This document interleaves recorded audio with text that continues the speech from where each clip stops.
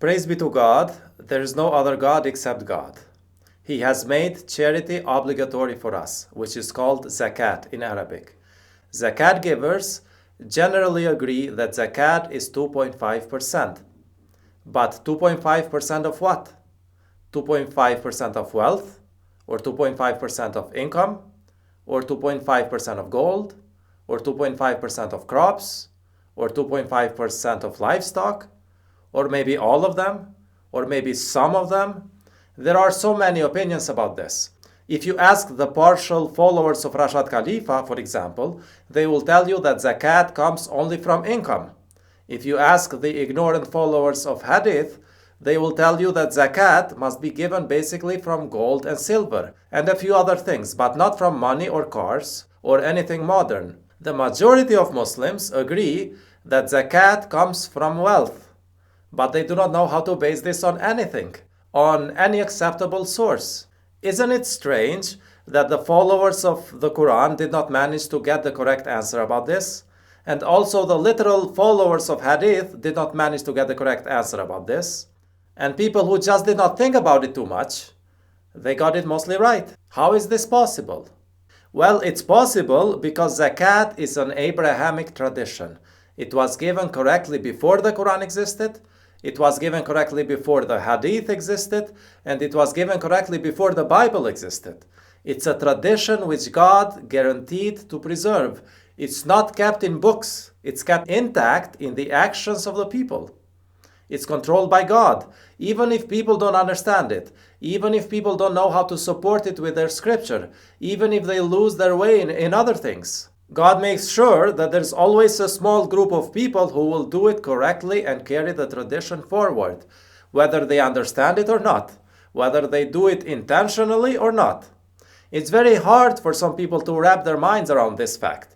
And it probably gives them an uneasy feeling because as part of this enlightened generation, we do not wish to do things which we do not understand. So let me explain it from the Quran, and hopefully this will help to calm down your hearts about this. The correct method to find the answer for this is to find it in the Quran, of course. But I have not seen anyone until today who could lead us to the correct solution by using the Quran. This is because they only use part of the Quran. They tried to find it in this verse or that verse, but that's not how it works. You have to use the whole Quran. You have to take all the verses, about 6,000 of them. You have to select and gather the ones which are related to this topic, about 500 of them, list them, order them, classify them, double check them, find the connections, avoid shortcuts, be precise, go step by step without skipping any step, be systematic, check the context of those verses by looking at the verses around them, check how those words are used in other verses, and this takes months to do properly. And you might not have time to do that, so I did it for you. And I found the correct answer from the Quran, which turns out not to be very different from what people already knew. But now we have additional assurance because we are finally able to find it in the Quran, in God's word. And let me tell you the key points about this. So does Zakat come from wealth or income? Verse 39 in chapter 30 says that what you give for usury to increase your wealth, it will not increase with God. But if you give Zakat from that same wealth, of course, seeking God's pleasure, you will receive your reward manifold. So here we see that Zakat should be given from your wealth, from the part of wealth which can be loaned to others.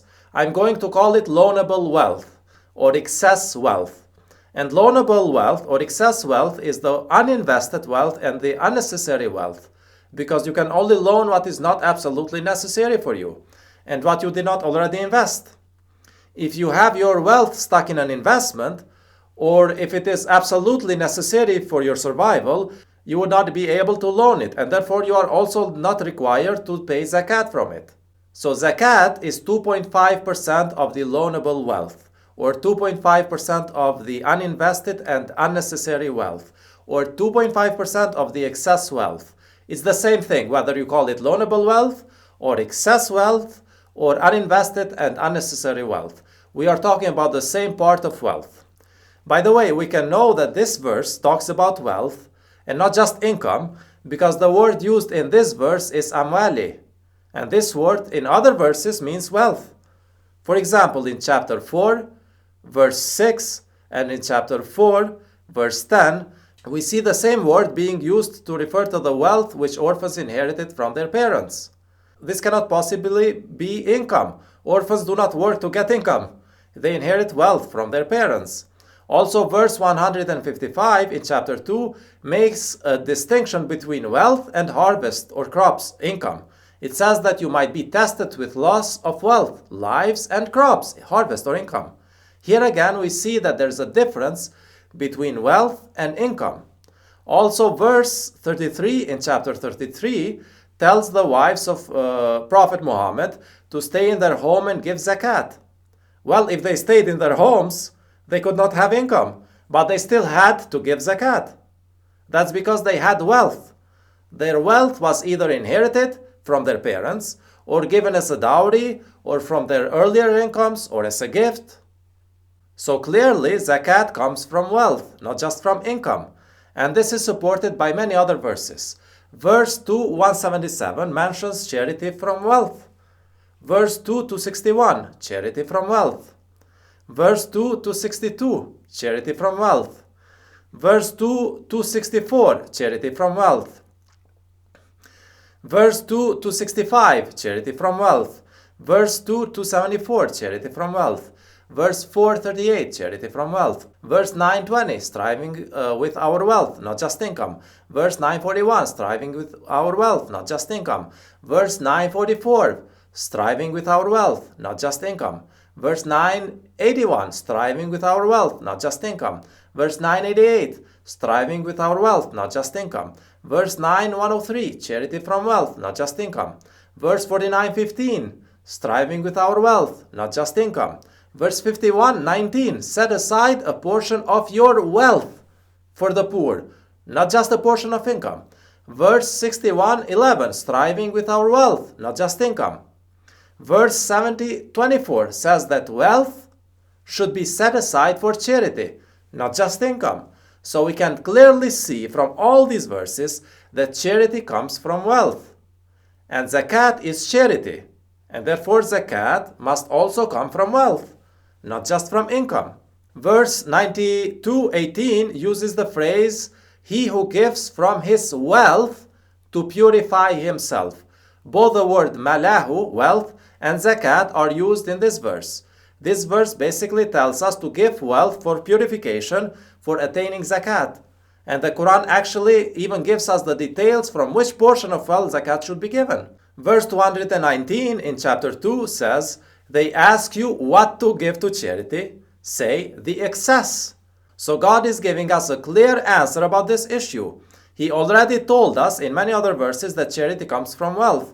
And here he tells us that it is only from the excess part. And therefore charity must be given from excess wealth, the excess part of the wealth. And here God is talking about any type of charity, which includes zakat. Therefore zakat, just like other charities, must be given from the excess wealth. God gives us even more details about which portions of wealth are for zakat.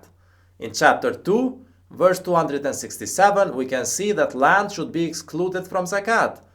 The verse says, O you who believe, you shall give to charity from the good things you earn, and from what we have produced for you from the land. This means that the land does not count, only the things which come from the land.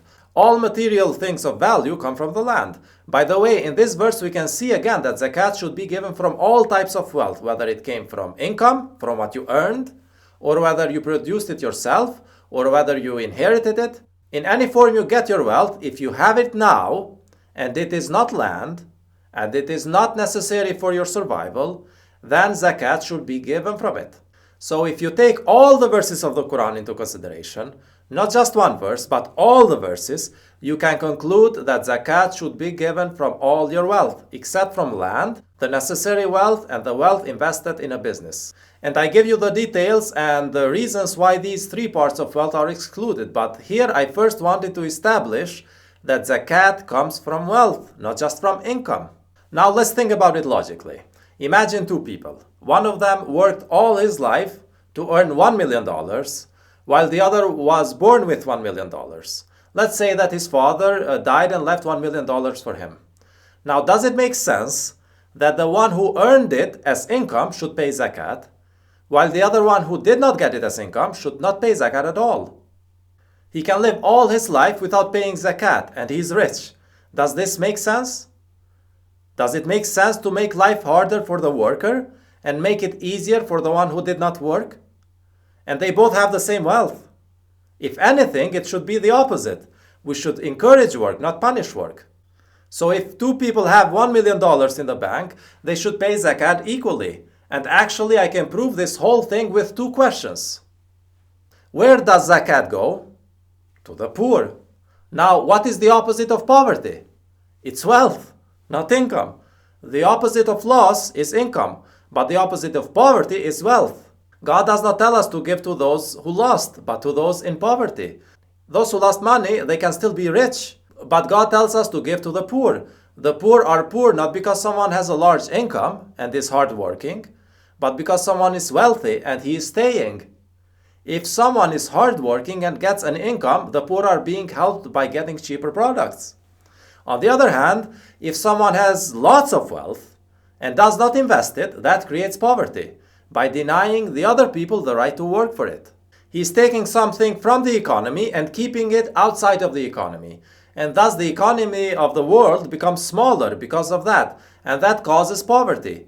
But someone who has a large income, by working for it, he actually makes the economy of the world bigger. So the poor are poor not because of people with large incomes, but because of people with large wealth who did not invest it. Let's do another thought experiment. If you take all the incomes of the people of the world and give it to the poor, would it solve poverty? No, because these people who worked for income, now they would be poor, and people who did not work will be okay, and the rich will still have the same amount of wealth initially. But the next year, the whole economy of the world would collapse, since people knowing that all their income will be taken will not work anymore, and production will stop, and the poor will be poor again. And those who used to be average will also become poor without income, while the rich would hold on to their wealth, and now it will have no value since it will be out of production, and no one will have money to buy it. So if you take all the incomes of the world and give it to the poor, the next year everyone will be poor. Now let's imagine the other case. If we take all the uninvested wealth of the world and give it to the poor, now would it solve poverty? Yes, the rich will still have enough wealth because you took away only the part of wealth about which they had no idea what to do with it, the uninvested wealth. And now the poor will have enough money to buy things, and the working people will keep on working to earn income, and now there will be more money in the economy because both the poor and the working class are now capable of buying things.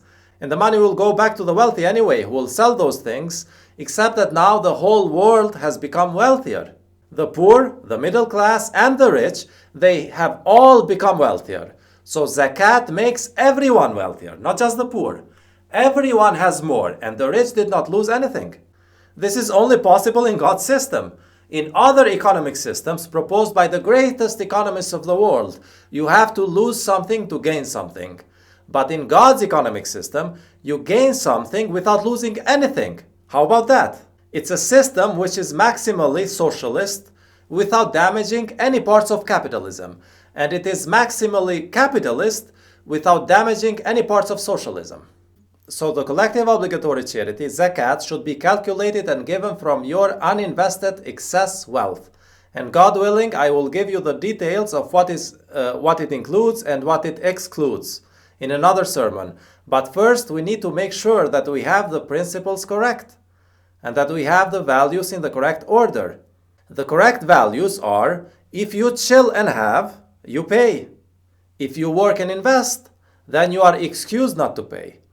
These are the correct values. And by the way, many historians have attributed the rise of Islam just to this small detail. They say that Islam dominated Christianity in the early days after Muhammad because Muslims collected the charity as a tax from wealth and made deductions for those who work and trade, while the Christians collected their taxes from trade and income, which encouraged their people to work less to avoid the taxes.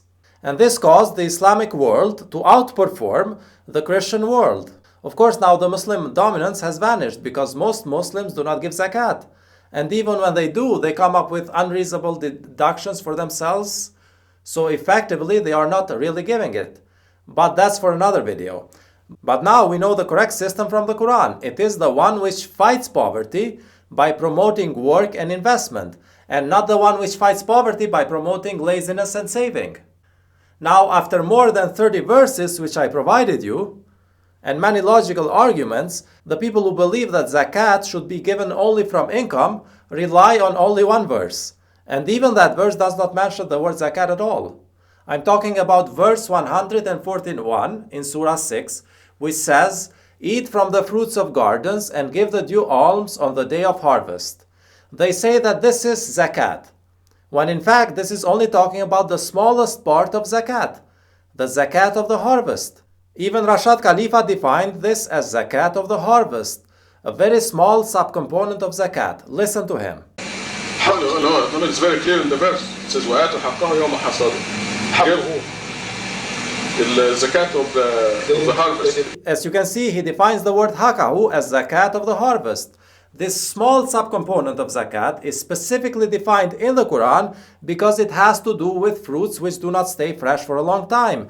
And therefore, a special instruction is given in this verse to give away the harvested fruits on the same day when you harvest them, so that they do not get spoiled. And this part of zakat should be given directly to the relatives and to the poor people near you, because the fruits will not stay fresh until the zakat collectors come.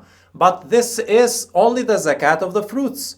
The general zakat, the zakat of the other parts of wealth, the unperishable wealth, that is the main part of zakat. So hakahu is a small part of zakat, but zakat is more than just hakahu. Someone might ask, are you saying that Rashad Khalifa was wrong? Their favorite question, their only argument, if that counts as an argument. Well, this is what I'm saying. Rashad Khalifa did believe for a short while that zakat should be given from income, and he made what he thought to be a correction in a Friday sermon which he intended only for the local congregation and only for the people of his time. But in his video, which he published for the whole world and for all times, titled Essentials of Islam, he says that zakat should be given from wealth, and he never corrected this video. He kept it published just like that. So God knew what should be kept published for the whole world, even though Rashad Khalifa did not have the correct understanding. Anyway, he did not fully understand this issue, but for the right reason. And the reason is this. The first generation of people who believed him should not have had a bigger wealth than income anyway, in any case, because in principle, the submitters do not inherit wealth from non-submitters. And all the parents of the first generation of submitters are, by definition, non-submitters. So the wealth of submitters during the early days could not be bigger than their income, if they did not steal, of course. And therefore, giving money from income in the early days was not worse than giving money from wealth. If they were truly perfect people, all their wealth should have been income. But once a second generation of submitters comes into existence, they inherit wealth from the previous submitters. And now they can have more wealth than income. And this means that now we have to fix this understanding. Otherwise, we are not paying enough. So they did not understand this issue, but it did not hurt the poor people anyway. But now if we insist on not understanding it, poor people will get hurt. So don't blame the poor generations for not understanding zakat. It's the responsibility of the rich to understand zakat. So regarding this issue, the example of Rashad is like a man who aimed the gun in the wrong place, but the gun had no bullets, and no one got hurt. But now the devil has loaded the gun. And I'm telling you, please aim towards the right place, towards wealth, not towards income. We cannot afford carelessness with a loaded gun. Our wealth is bigger than our income now, and we cannot be careless with zakat anymore. God is displeased with a careless person who owns a gun. And God is displeased with a wealthy person who does not understand zakat. We are talking about people's lives here. Poverty kills people. Poverty pushes people to kill other people. By the way, what's wrong with being smarter than Rashad Khalifa? Among every knowledgeable one, there is someone who is more knowledgeable.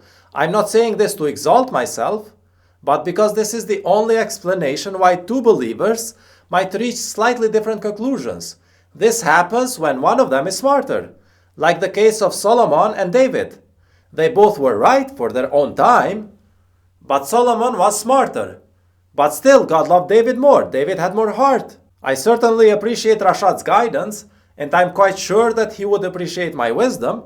We are not jealous of each other's strengths. Some people hate it when they hear me say that I'm smarter than Rashad, but they fail to realize that I say this to save Rashad's reputation, because people will eventually see anyway that I have a deeper and more precise understanding of the issues. And if I don't say that I'm extremely smart, what will it mean for him? That he's average? No. The truth is that he was extremely smart, and I can only improve on his ideas because I'm slightly smarter, and not because he was wrong.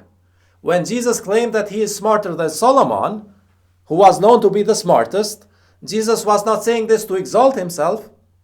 He was trying to save Solomon's reputation. Otherwise, his new, deeper, revolutionary ideas would be a belittling of Solomon's wisdom. God is the giver of wisdom anyway. Our smartness is not our own merit. I have nothing to brag about. God will reward us according to our heart, not according to our mind. So let's purify our hearts, and let's purify our wealth. Let's give Zakat, the purification, the correct way. Let's not let our conflicts with some groups of people lead us into making the wrong decision. Verse 8 in chapter 5 says, O you who believe, you shall be absolutely equitable and observe God when you serve as witnesses. Do not be provoked by your conflicts with some people into committing injustice. You shall be absolutely equitable, for it is more righteous. So this verse is reminding us that just because some extremists, so-called Muslims, think that zakat should be given from wealth, our conflict with them should not push us to do it differently. What is right is right. After all, charity is charity. We do not need to attach dogmatic undertones to it. For God's sake, it's charity. Poor people don't have time to wait until we resolve our disagreements. Let's feed the poor people first, and then we can discuss the disagreements. I'm willing to cooperate in matters of charity with anyone, even in extreme cases when we have deep disagreements about other issues, because verse 2 of chapter 5 tells us to cooperate in matters of righteousness and pity, and verse 114 of chapter 4 tells us that charity is still a good cooperation, even when the other group has nothing else good in them. If we reject the correct way of charity just because we have disagreements with some people, maybe we just don't have a good heart. The rich might need your preaching, but the poor need your bread.